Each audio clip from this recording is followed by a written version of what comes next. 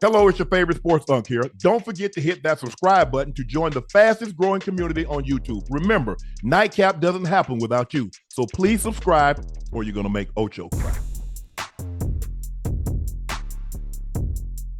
All right, Nick, we're going to get you out of here on this. The Indiana Fever fell at home to the Atlanta Dream tonight, 91-90. Ryan Howard balled out 20 points, 3 steals, 4 made threes, 2 clutch free throws to secure the win. Caitlin Clark, 27 and 11, and now holds the record for the most 25-point, 10-assist games in WNBA history, despite only playing 1 year and 2 games. She has the most 25-10 games in WNBA history, despite only playing 1 year, 2 games. Caitlin Clark has 6. Sabrina Ionescu has 5. DT, the great Diana Taurasi, has 4. Nobody else has more than 2.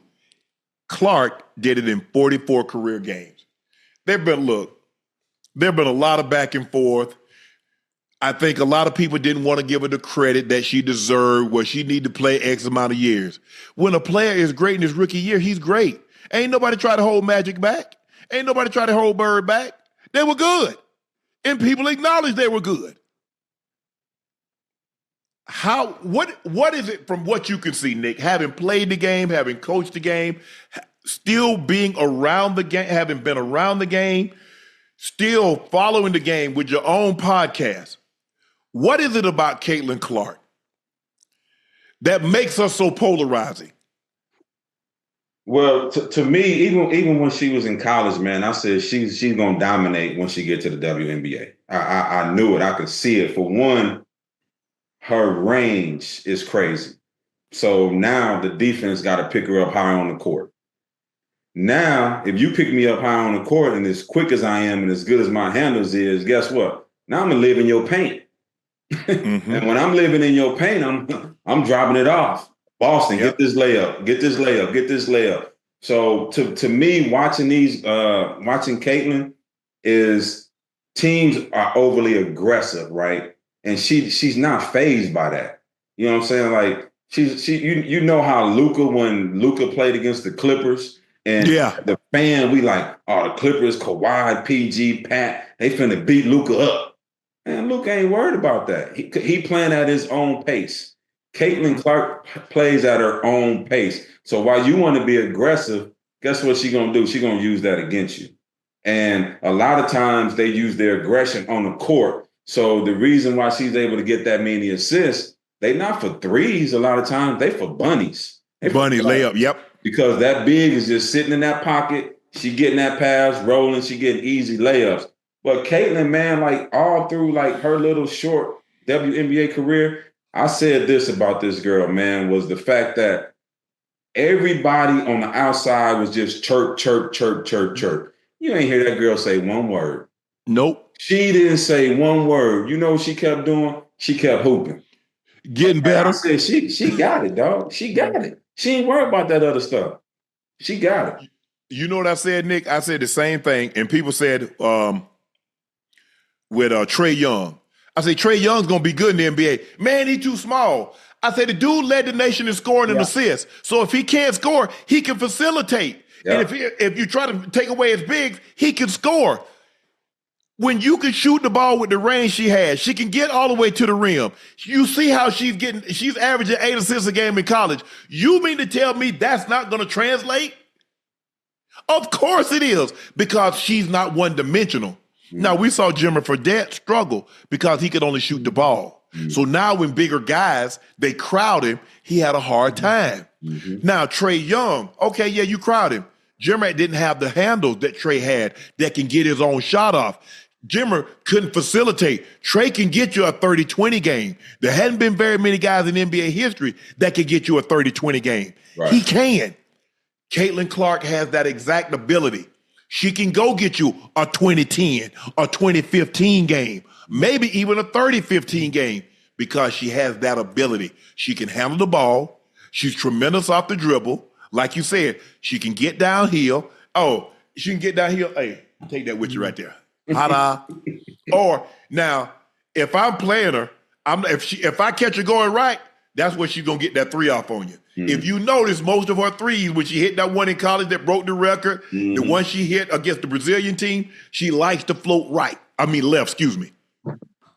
Yep. But you know what, Unc, you could think about too, Nick, about why people obviously question players that are great in college, obviously excluding someone like a Caitlin Clark or a Trae Young. But we see so many players that are great in college, most of the time not paying attention whether they're one-dimensional, whether they can put the ball on the floor or what they can do. But they play so great in college, and you see so many of them get to the NBA, and they never pan out to what they can be. So then even with someone as great as Trae Young or someone as great as Caitlin Clark is, obviously with the hype surrounding them as well, they always doubt it. They always doubt it because it's not the elite of the elite, or it's not the highest level. So they always question it until they get there and they actually prove everybody wrong. And that's what Trae Young was able to do. And obviously Caitlin Clark is doing it as well. I think a lot of it has to do, Nick, because of their size. Because if Trae Young was 6'5" and led the nation in scoring and assists, it wouldn't have been no issue. But he's 6 foot. Caitlin Clark, she's not Asia Wilson. She's not 6'4", 6'5", like a Stewie. And so people look at it like, well, she ain't gonna play with her back to the basket, blah, blah, blah.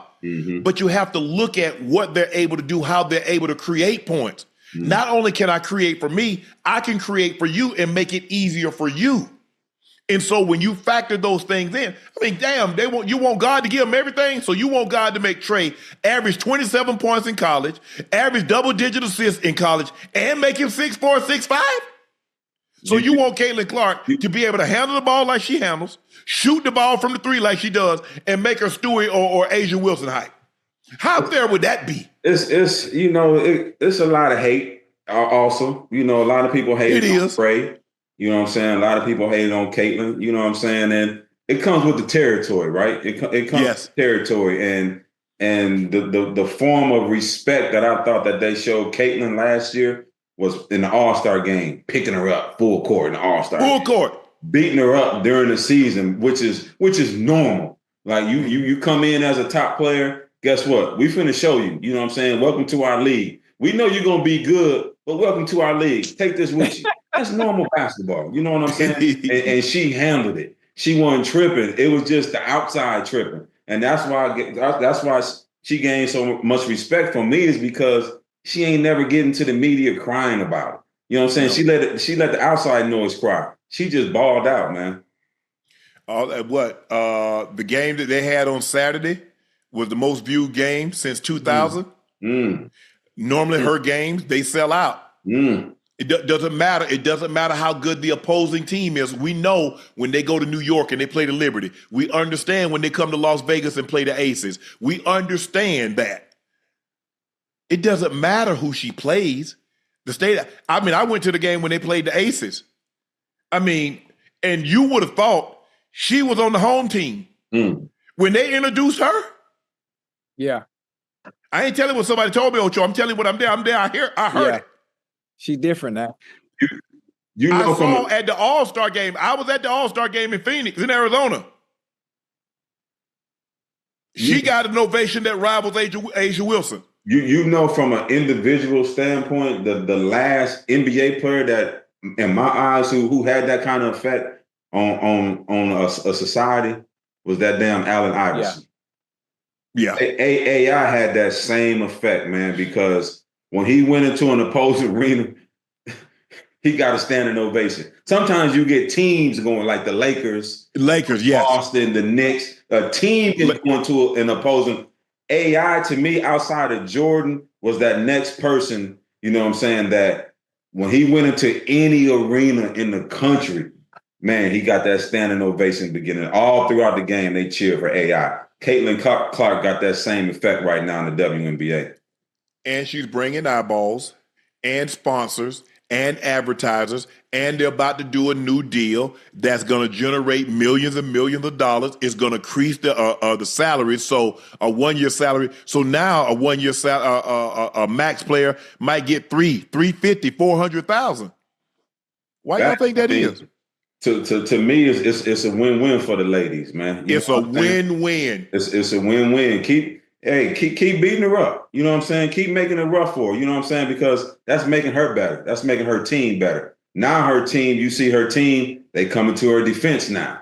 You know, yes, she got better people around her. They coming to her defense. But I love the women's game. To me, the women are way more fundamentally sound than NBA guys, than the men's side. And I love to see these girls hoop, and I love to see when the good games, the Indianas against the, you know what I'm saying, the Las Vegas Aces and the Aces in Minnesota, or the Liberty. Yeah, you know, I don't know how good. I think Dallas is going to be. I think the Mercury is going to be pretty good this year. Also, they added a few pieces. I think Satu. Yeah. I think they added her. They added somebody else too. The Mercury did. They picked up 2 players because BG is now in Atlanta. Look, I remember when they first came in, the institute. I think it was '96 when they brought the WNBA to the. And you know, normally when the women left, I mean, you never heard from them again. You know, I go back to Cheryl Miller and Pam and Paula McGee. I remember all those. Clarissa Davis. I remember all the old guard was coming in, and then you know started watching. You know, back then when La Tech with Kim Mulkey and Chancellor, they won the national championship, and the USC knocked them off, and then Texas knocked them off, and then here comes Tennessee, and Tennessee ran it for years, and then here comes UConn. Yeah. But now, I mean, with the parity and the league spread out and it's growing and it's getting eyeballs, look, you can say what you want to say. People started watching the NBA, got interested when Magic and Bird came. Right. You say what you want to say. Magic and Bird did that. Because the game was still tape delayed. You was flying commercial. Yep. You could get on a plane. You might be sitting next to your favorite NBA player. So, hey, Caitlin is doing an unbelievable job. You're right. Oh, Joe, you know idea when the rookie come in, we don't make it easy on him. Not at all. I'm a linebacker, safety, corner. I'm give you the whole 9 yards. I'm bringing out all the tricks. I'm trying to make you look as bad as I possibly can. Because what you think those other guys on the other team gonna do? You think they're gonna? Oh man, he didn't number 1 pick. Let's take it easy on him. Hell no. Everybody's trying to prove a point. Everybody got to prove that point. Because, bro, first of all, I don't ever want you to think that you can cover me. So I'm gonna get to you early and often. That's why I went to the Pro Bowl, Ocho. We had one-on-one. Now you're not finna cover me. Because I don't want you to get back to the mainland and think you can cover me. It ain't just because you over there in Hawaii that you can't do it. When we come back to the regular stage, the 48, you ain't gonna see me over there either. So we good, just so we know. Wait, we're on the same page. Everything is but she's box office. I mean, she's what? She's already now. They listed the top guards, the top centers, the top forwards. She's already top guard, 2nd year in the league. Yes, she was all WNBA, 1st year in the league. She's a favorite to win the MVP, 2nd year in the league. That's just goes to show you. She hyped. No, she's not hyped. I've seen hype. No, that's not media creation. That girl can. Excuse me. That young lady can really play. Listen, if you got a set of eyes, you know that.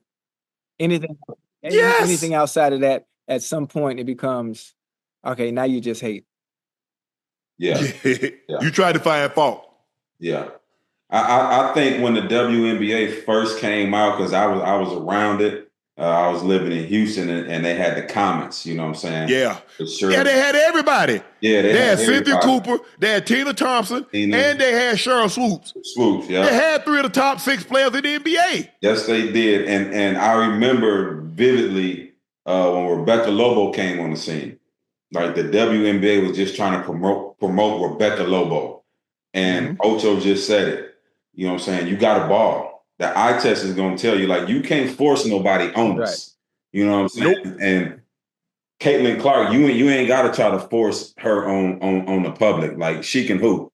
You know what I'm saying? So kudos to her because she's helping the game out big time. Heavy to big time is going to grow exponentially. A lot of their games going to be nationally televised. I thought she should have been on the Olympic team last year. I thought she was that good. Hey, she's got to wait her turn, but her turn is definitely coming in 2028.